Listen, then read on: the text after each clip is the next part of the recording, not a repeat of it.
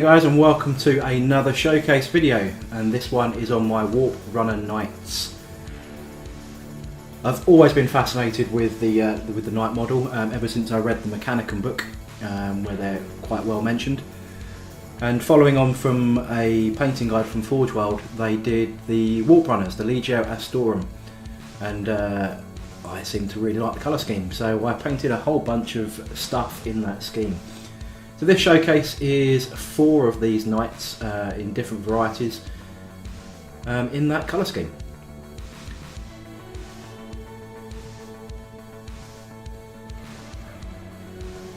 So in this army there are 2 knight errants with thermal cannons and Reaper chainswords.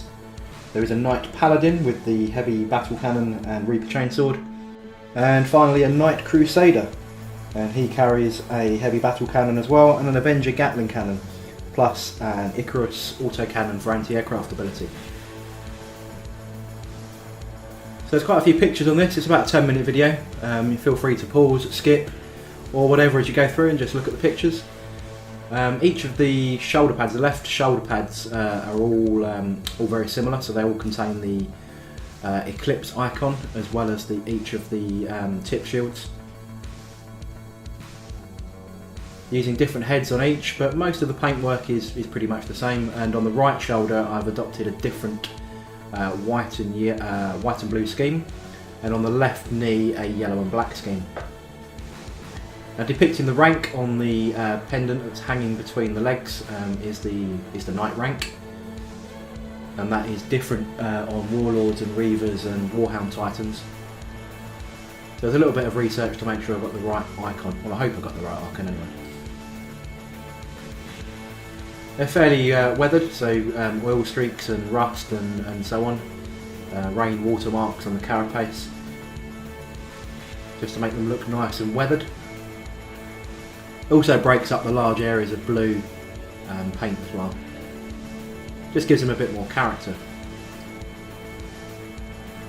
So this is the Knight Errant here. And moving on to the Knight Crusader.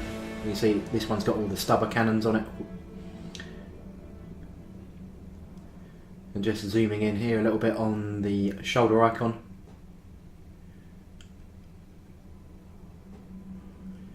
So all the blue was airbrushed, which is my go-to weapon for large bits of model painting. There's actually a purple and a blue glaze that runs through it. I'm not sure whether the pictures really do it justice. So it's a dark night blue from Vallejo, and then followed up with some lighter blues, and then with the purple running through it slightly, and then that was gloss varnished. The white stripes are all done with some masking, and then started off with grey and worked through white as we went through. All the armour was painted separately from the underbody itself, and that consists of a lot of dry brushing, a lot of Nuln oil washes, lots of chainmail, bolt gun, that kind of metalwork, and then all the weathering, all the oil streaks and so on were actually done with oil paints from MIG.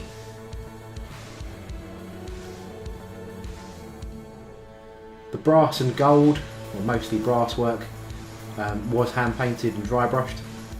So it starts off with a brassy brass, I believe was the Games Workshop colour, or Vallejo equivalent. That was then washed in a flesh shade and then highlighted using some gold.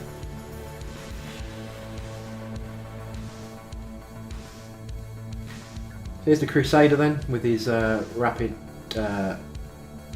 Gatling cannon. The weapons are interchangeable, so I have magnetised them just below the shoulder, so they can be interchanged, and the autocannon is removable as well, just in case I'm running a list that doesn't need the points for it, or doesn't have the points for it.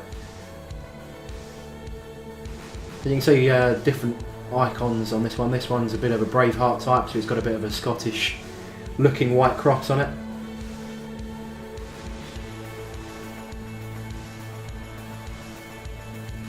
Bases are all very similar as well, so that's some basing material just out of bits, boxes and scrap really, just to give something to not be plain and boring. but I don't like to go too overboard on basing, as I think it does detract sometimes from the model. Although these large kits, you know, you can go a bit more adventurous if you really wanted to. You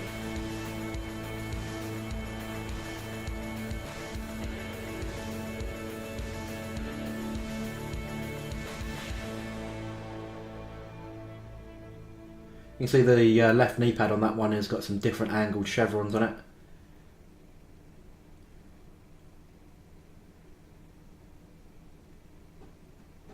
And some heat burn where the rotary part of the Gatling cannon would be as well. They're sort of made up of purpley red and blue.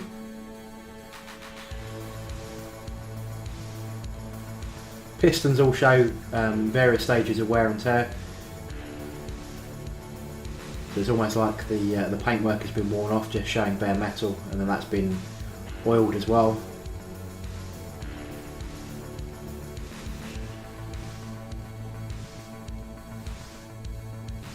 This is the second Knight Errant here. It's mostly similar to the first one, to be honest.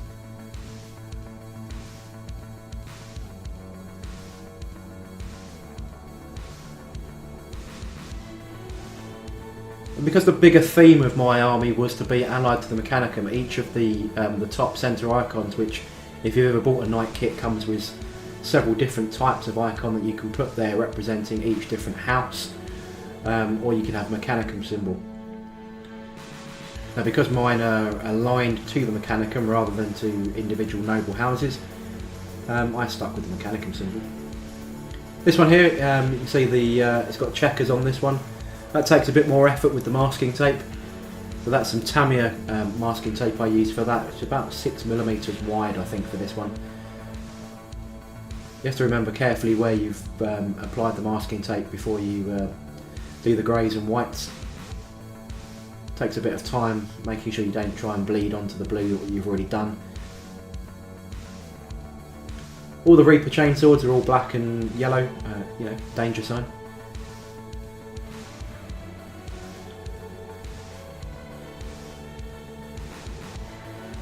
And when I have run this army, I have run it as an army of 5.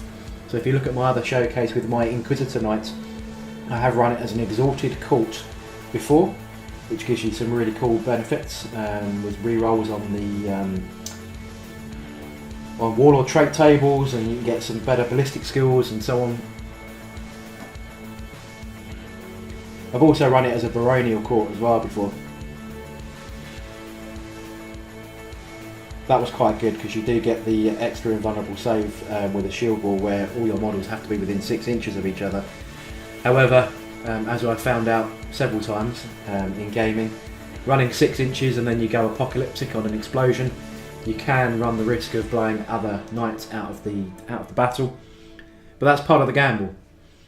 So a lot of people are very anti-knight, but there are some weaknesses to them. If you do run them together to concentrate their guns or push flanks and so on, you can end up blowing yourself up quite quickly. And there are a lot of D weapons and strong weapons that can easily get through the armour of these guys, or deep striking melter guns behind them and so on.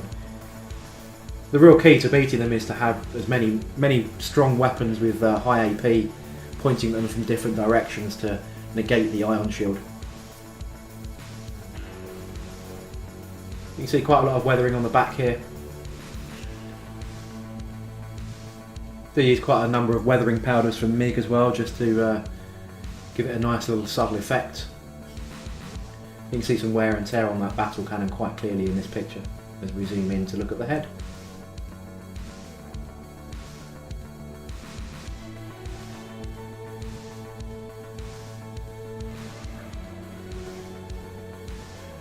There is one knight that has a difference here. He has got that half Mechanicum symbol on his shoulder. That always identifies him as my Baron from my army. Just to make him stand out, just to make it a bit obvious to the opponents as well. So when you do declare what formation you're using, it is quite clear which one may benefit from some of the special rules in that formation.